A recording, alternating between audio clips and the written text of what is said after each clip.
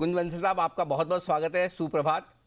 लंबे समय बाद आपसे मुलाकात हो रही है और पता चला है टाइटल देख के कि आपकी कंपनी का नाम बदल गया है। लेकिन नाम बदला हो तो ठीक है, बड़ा इंटरेस्टिंग नाम है। मैंने सही तो पढ़ा था? Investment illiteracy .com। लिटरेसी या इलिटरेसी? नहीं अनिल जी, आपने बिल्कुल सही पढ़ा है, इलिटरेसी ही है। हाँ हाँ। और इसके पीछे जो एक थोड़ी सी सोच है वो ये है कि मुझे करीब करीब क्वार्टर ऑफ अ सेंचुरी बाजार में हो गया है, जी आपके साथ साथ ही करीब करीब। जी। तो उसमें अनुभव में केवल एक बात आई है कि बाजार में अभी भी कुछ नहीं सीखा है करेक्ट। और बहुत कुछ सीखना बाकी है। और जिस दिन आपको ये गुरूर या घमंड हो जाता है कि मैंने सीख लिया है, उसी दिन बाजार आपको टक करके रियलाइज करा देता है कि नहीं, आपने अभी नहीं सीखा है। तो हमारे ये साथ एक तो रोज कारण ही है होता मैंने है। मेरी नई कंपनी का नाम। हमारे साथ रोज होता है कुंज सर ये। जी। बिल्कुल। बड़ा इंटरेस्टिंग नाम रखा है आपने और वाकई में कैची भी है और साथ ही कहना चाहिए कि वास्तविकता से जुड़ा हुआ भी। आइए सर, अब मार्केट की बात करते हैं। बहुत कुछ हो रहा है, एक्शन आप खुद देख रहे हैं। आज तो इतनी सारी चीज़ें हैं बात करने के लिए। कमोडिटीज़ में कोहराम, दुनिया भर में उठापटक, डॉलर से लेकर कमोडिटीज़ मार्केट से लेकर डेट में सब कुछ हो रहा है। बताएं सर, ये क्या चल रहा है पूरी दुनिया भर में और क्यों हो रहा है ऐसा? जी हाँ, तो हम मतलब काफ़ी सारी बातें हैं करने के लिए, पर फिर भी मैं बहुत शॉर्ट में शुरू करूँ तो जी। पूरी इकोनॉमी किसी भी देश की या दुनिया की भी या अलग-अलग देशों की भी हमेशा एक साइकिल में चलती है और उसको हम कहीं से भी शुरू करके कहीं भी पहुँच सकते हैं। एक गोल बन जाता है, तो उसको मैं बहुत छोटे में शुरू करूँ तो मान लीजिए इकोनॉमी किसी भी वजह से स्लो डाउन में हो जाती है, जो हम अभी करंट परिप्रेक्ष्य में बात करें तो 2 ढाई साल पहले कोरोना की वजह से स्लो डाउन में आती हुई दिखी थी। तो उसके लिए सारे गवर्नमेंट्स और सारे सेंट्रल बैंक्स ने एक्शन लिया कि भाई सपोर्ट करो इकोनॉमी को। सेंट्रल बैंक्स इंटरेस्ट रेट कम करके, गवर्नमेंट्स ने खर्चे बढ़ा के या लोगों को सपोर्ट करके। अब जब भी आप इंटरेस्ट रेट कम करते हो तो पैसा सस्ता हो जाता है, पैसा सस्ता हो जाता है तो लोग बाग पैसा बोरो भी करने लगते हैं और उससे खरीदारी करने लगते हैं। तो उसकी असेट्स की डिमांड बढ़ जाती है। एक तो पहले ही मंदी की वजह से असेट्स के भाव भाव नीचे आ गए, पैसा सस्ता मिलने से असेट्स की डिमांड बढ़ जाती है, चाहे वो रियल एस्टेट असेट हो, चाहे सोना हो, चाहे हमारे केस में इक्विटी हो या और भी कोई हो। तो लोग बाग खरीदने लगते हैं सस्ते पैसे की वजह से। खरीदने लगते हैं तो डिमांड सप्लाई का इकोनॉमिक्स का बेसिक प्रिंसिपल है कि जैसे ही डिमांड बढ़ेगी तो असेट्स के भाव बढ़ेंगे। भाव बढ़ेंगे तो महँगाई आती है, जहाँ पे आज हम खड़े हैं ढाई साल के इस साइकिल में। महँगाई आती है तो उसका वापस जो दूसरा एक बहुत सिंपल सॉल्यूशन, और भी बहुत सारे सॉल्यूशन है, बट इंटरेस्ट रेट बढ़ाना या घटाना सिंपल इसलिए है कि एक तो एडमिनिस्टर करना बहुत ईज़ी है और उसका ट्रांसमिशन दोनों तरफ बहुत जल्दी हो जाता है। सेंट्रल बैंक डिसाइड करता है, बैंकर्स को बोलता है, पब्लिक सेक्टर और प्राइवेट सेक्टर को, उनको नज़ करता है और वो पास ऑन करते हैं, बढ़ाने के टाइम भी और घटाने के टाइम भी। तो आज हम खड़े हैं कि इन्फ्लेशन आ गया, अब सेंट्रल बैंक वापस वर्ल्ड ओवर बोल रहे हैं इंटरेस्ट रेट बढ़ाइए और बढ़ा भी रहे हैं। और गवर्नमेंट्स भी कुछ ना कुछ करेंगी। अब जैसे इंडिया गवर्नमेंट ने इन्फ्लेशन कम करने के लिए पहले स्टील सेक्टर में ड्यूटीज इंपोर्ट एक्सपोर्ट को चेंज किया था। अभी रिसेंटली हमने 1 तारीख को देखा कि ऑयल एंड गैस सेक्टर में चेंज किया है। तो गवर्नमेंट भी सपोर्ट कर रही है कि इन्फ्लेशन नहीं आए, पर फिर भी इन्फ्लेशन आने से इकोनॉमी स्लो डाउन में आती है। स्लो डाउन में आएगी तो हम वापस से साइकिल के शुरू पे आ गए कि फिर से इंटरेस्ट रेट कम करेगी। अब ये मैंने बहुत सिंपली बताया है और इसमें कई सारे वेरिएबल बीच-बीच में इंट्रोड्यूस होते रहते हैं। पर यहाँ आज हम खड़े हैं। और प्रश्नों के मैं जवाब दूँगा, बट एक चीज़ बताऊँ कि अब हम इतने दिनों से इंतज़ार कर रहे थे, प्रार्थना कर रहे थे कि कमोडिटीज़ के भाव नीचे आएँ। अब नीचे आए हैं तो कह रहे हैं कि रिसेशन की वज़ह से नीचे आ गए, तो वो नेगेटिव है। तो ये चीज़ें कभी खत्म नहीं होंगी, पॉज़िटिव और नेगेटिव। इनके बीच में ही ट्रेडर पार्टिसिपेंट को अपनी ट्रेडिंग करते रहना पड़ेगा और मीडियम और लॉन्ग टर्म इन्वेस्टर को अपनी अपॉर्च्युनिटीज़ ढूँढती रहना पड़ेगी।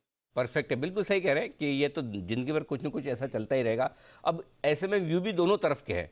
कुछ लोगों को लगता है कि बड़ी आर्थिक मंदी आ रही है, सब बेच-बाच के निकल जाओ, 2-5 साल इधर देखने का नहीं। और कुछ लोगों को लगता है कि तो गोल्डन चांस है, वापस से आया, 2020 में मिस कर दिया, अब 2022 में फिर मिल रहा है। आप कैसे देखते हैं? तो मुझे ये लगता है कि अगर मैं बहुत साफ शब्दों में बात करूं कि अभी जो करीब 15 से 20 दिन पहले 15,200, 250, 300, मुझे एग्जैक्टली याद नहीं है, का निफ्टी आ गया था। अभी टाइम बीइंग के लिए वो लो बाजार में सेट हो गया है और मुझे नहीं लगता हम उस लेवल को वापस जा रहे हैं और उसके नीचे तो सर्टेनली नहीं जा रहे हैं। अब ऑब्वियसली उसमें जैसा हमने पहले ही कहा कि अब इफ्स एंड बट्स लगे रहते हैं, उसमें इफ्स एंड बट्स ये है कि वापस क्रूड $120 पे नहीं जाना चाहिए और मुझे नहीं लगता वो जाएगा, और इसलिए मैंने कहा कि वो लेवल मुझे लगता है एक बॉटम हो गया। तो एक तो मेरी समझ में बाजार का ये आ रहा है, हालांकि बाजार में जैसा हम सब जानते हैं और हमने शुरू में भी डिस्कस किया, आप कभी भी गलत जा सकते हैं, स्पेशली शॉर्ट टर्म में, पर फिर भी हम बाजार में हैं तो हमें कुछ ना कुछ कॉल लेनी पड़ेगी, नहीं तो हम बाजार के अप एंड डाउन मूवमेंट का फायदा नहीं उठा पाएंगे। तो एक तो ये कि बॉटम सेट हो गया है। दूसरा अब हम आते हैं तो अब हम थोड़ा सा बाजार में आगे जाने वाले व्यू के सामने पहले थोड़े से फैक्टर्स क्या हैं उनको देख लें। तो आज जब हम 6 जुलाई को खड़े हैं, तो फैक्टर्स ये है कि एक तो अब जून क्वार्टर के रिजल्ट सीजन शुरू हो जाएगा, इनफैक्ट कल से ही शुरू हो रहा है और करीब 1 महीने वो चलेगा। तो एक सबसे बड़ा फैक्टर मुझे लगता है मार्केट में ये डोमिनेट करेगा। दूसरा फैक्टर, हम इंपोर्ट डिपेंडेंट इकोनॉमी है, तो हम ऑलरेडी देख रहे हैं कि हालांकि हमारे एक्सपोर्ट बढ़ रहे हैं, बट इंपोर्ट उससे ज्यादा गति से बढ़ रहे हैं जो हमेशा बढ़ते हैं, पर उसकी वजह से डेफिसिट बढ़ गया है। और या तो उस वजह से या अदरवाइज भी दूसरे फैक्टर्स की वजह से रूपी पे बहुत प्रेशर है। तो इंपोर्टेड इन्फ्लेशन अभी भी चालू रहेगा, हालांकि एक्सपोर्टर्स को बेनिफिट होगा। और आगे चलें तो हम क्रूड देख चुके हैं कि एक बहुत रीजनेबल करेक्शन फाइनली आ गया है। हालांकि अब भी एक जो अफोर्डेबल $70-80 है उसके सामने $100 खड़ा है, पर फिर भी 120 के सामने नीचे आया है, तो वो पॉजिटिव है। और पिछले 6 महीने में फाइनली कमोडिटीज प्राइसेस करेक्ट हुए हैं, चाहे हम स्टील ले लें, एल्यूमीनियम ले लें, कॉपर ले लें और एग्री कमोडिटीज भी ले लें। तो तो कुछ फैक्टर्स जो हैं पॉजिटिव हैं, कुछ नेगेटिव हैं। तो नेट बैलेंस मुझे लगता है उसके साथ में हम एफआईआई फ्लोज को देखें जो खाली कल पॉजिटिव थे बट अदरवाइज नेगेटिव हैं और उसके सामने डोमेस्टिक फ्लोज पॉजिटिव हैं। तो मुझे लगता है इंडेक्स एकदम तेजी से ऊपर जाने की तरफ नहीं बढ़ेगा, पर सेक्टोरल रोटेशन मार्केट में होता रहेगा। पर जैसा मैंने कहा कि बॉटम अब शायद वो एक बार के लिए 15,200 के आसपास के निफ्टी का हो गया है। अरे सर, उतना कॉन्फिडेंस ही काफ़ी है, इतना बोल दिया ना आपने तो जोश आ गया कि अब नया बॉटम नहीं बनेगा। 15,200 के आसपास 15,181 का लो बनाया था, उतना ही काफ़ी है। अच्छा, अब सर बताएं, तो जब नीचे पता है कि हम 700-800 पॉइंट 600 पॉइंट से ज़्यादा नहीं है, तो अपसाइड तो ही क्या खरीदना है? जी, तो मैं पहले सेक्टर से शुरू करूँ और फिर आप बोलेंगे तो कुछ 1-2 स्टॉक भी बात कर सकते ज़रूर हैं। सर। तो ऑटो में ऑलरेडी काफ़ी तेज़ी आ गई है, पर मुझे लगता है वो अभी टॉप आउट नहीं हुआ है। अभी भी अच्छी इन्वेस्टमेंट अपॉर्च्युनिटी यहाँ से है, ऑटो ओईएम्स में भी और उससे ज़्यादा ऑटो एंसिलरीज़ में, क्योंकि एंसिलरीज़ में भी मूवमेंट हुआ है पर ऑटो ओईएम से कम हुआ है। तो वो एक सेक्टर है जो मुझे लगता है अभी भी आउट परफॉर्म करता रहेगा। दूसरा है capital goods. In fact capital goods को हम नोट करें तो पिछले 8 महीने के बाजार की मंदी में जहां लार्ज कैप इंडेक्स करीब 15% प्लस और मिड और स्मॉल कैप 20 से 25% करेक्ट हो गए थे, इंडिविजुअल स्टॉक्स 30 से 40% करेक्ट हो गए थे। कैपिटल गुड्स स्पेस में इतना करेक्शन नहीं आया था, मुश्किल से पीक से करीब 15 से 20% स्टॉक करेक्ट हुए थे। तो वो एक स्पेस है जो मुझे लगता है कि अभी भी अच्छी अपॉर्चुनिटीज देगा और आउट परफॉर्मेंस देगा। और एक बहुत डीप कॉन्ट्रा कॉल किसी को लेना है तो सीमेंट पे थोड़ी सी हिम्मत करके एटलीस्ट पार्ट बाइंग कर सकते हैं।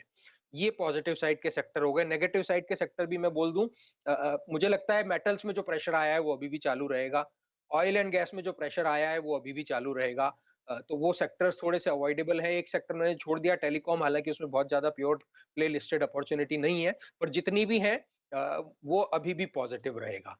तो ये नेट नेट मेरा बाजार का सेक्टोरल उस पे एनालिसिस है। डायरेक्शन आपको बता दिया कि ये सारे सेक्टर्स आपके लिए निवेश के लिए बेहतरीन है। ऑटो एंसिलरी, सीमेंट, ये सारे सेक्टर्स, और कच्चे तेल में चूंकि और गिरावट आने की संभावना है, तो उनसे जिन सेक्टर्स को फ़ायदा होता है वहाँ भी आप लगा सकते हैं पैसा। कुछ स्टॉक्स जो आपकी लिस्ट में है सर? जी हाँ, तो स्टॉक्स में अब जैसे मैंने ऑटो एंसिलरी बोला, तो सोना बीएलडब्ल्यू एक कंपनी है जिसका आईपीओ मेरे ख्याल से पिछले करीब 1 साल में आया था। बहुत ही अच्छी कंपनी है, मुझे नंबर्स एग्ज़ैक्टली याद नहीं है बट अच्छा डबल डिजिट में मार्जिन है। बाज़ार में आने वाली सालों में माफ़ कीजिए, अगले 2 से 3 साल में इज़िली 20-25% से लेके 30-35% तक का ग्रोथ एक्सपेक्टेशन है। इलेक्ट्रिकल व्हीकल का कंपोनेंट कंट्रीब्यूशन बढ़ता जा रहा है, तो वो एक बहुत पॉजिटिव है, अगर हम ये मानते हैं कि इलेक्ट्रिकल व्हीकल का सेल बढ़ेगा तो। और स्टॉक करीब 20-25% पीक से करेक्ट हो गया है, तो वैल्यूएशन वो उस लेवल से करेक्ट हो गए, हालांकि एब्सोल्यूट टर्म्स में अभी भी थोड़े से एक्सपेंसिव लग सकते हैं।